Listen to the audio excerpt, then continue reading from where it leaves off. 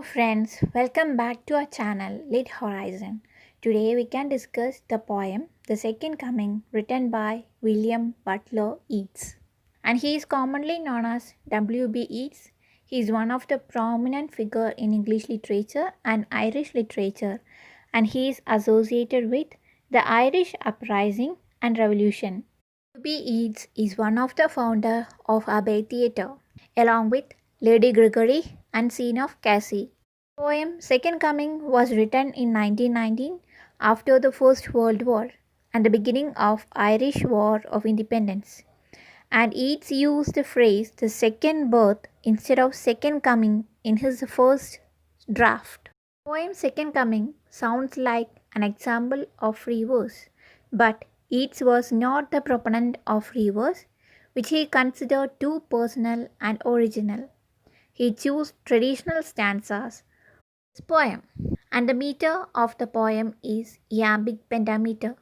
The title, The Second Coming, leads us to believe that this poem concerns the traditional belief of second coming of Jesus Christ, bring peace and justice to humanity.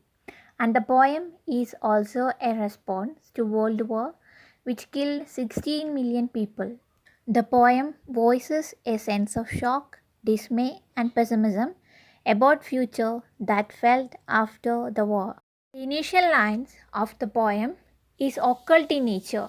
Here falcon is described as turning in a widening gyre until it can no longer hear the falconer. The gyre is a spiral that expands outward as it goes up. Yeats used the image of gyres frequently in his poems to describe the motion of history towards chaos and instability. Actually, the falcon is not supposed to keep flying in circles forever, and it should come back to the falconer. These lines shows the condition of people after World War. The people lost their path and they were in a gyre which does not have a center. Here, the gyre is used to represent the entire world history. The center of the world is peace. Without a center, we cannot move in a correct path. Here, poet says, without someone to guide or without a center, people are moving without any aim. The word widening gyre is a metaphor which denotes the spirituality, and it is the title of the work written by Robert B. Parker. Words such as anarchy, blood-timid tide are apocalyptic images, and this shows the peripheral destruction of World War. The good people, the bad, intellectuals, or everyone are affected with the war. The people who suffer more during war is children and women. After the World War, the condition of people was terrific and they lost their senses and there were only a question mark in front of them. During this situation, they longed for a revelation. They wished for a second coming. The second coming here refers to the rebirth of Jesus Christ.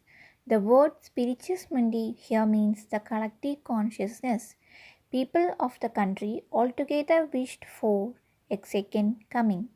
Here, poet uses a pessimistic tone because at first the Christ arrived with peace and humanity as a weapon to change the world. But here, the Christ is coming to the world again as a rough beast. So, poet here made a confusion to the reader that whether the Christ is coming as a savior or not. The poet gave us an image of a sphinx which comes from far away desert with the shape of lion body and head of a man. And the gaze of sphinx is blank and pitiless, not even spirited or evil, which shows it is incapable for showing empathy to the humans. The movement of the sphinx is very slow, and this movement indicates the transition period, the transition from one era to another era, movement from the era of before Christ to the birth of Christ. Point where the beats arrive, the desert birds are circling like falcon, which shows that something will die soon. And 20th century here refers to the time that has passed since the first coming of church. When Christ first came to earth, he used love as a tool to bring peace. During that time, Christ faced many tortures from people, and his aim was not fully successful. Therefore, here poet says the second coming of the Christ is not going to be anything like first. Now Christ is taking the figure of rough beast, and he is powerful, and he will use fear as a tool to control people. This is all about the poem The Second Coming. Please like, share, and subscribe our channel. Thank you.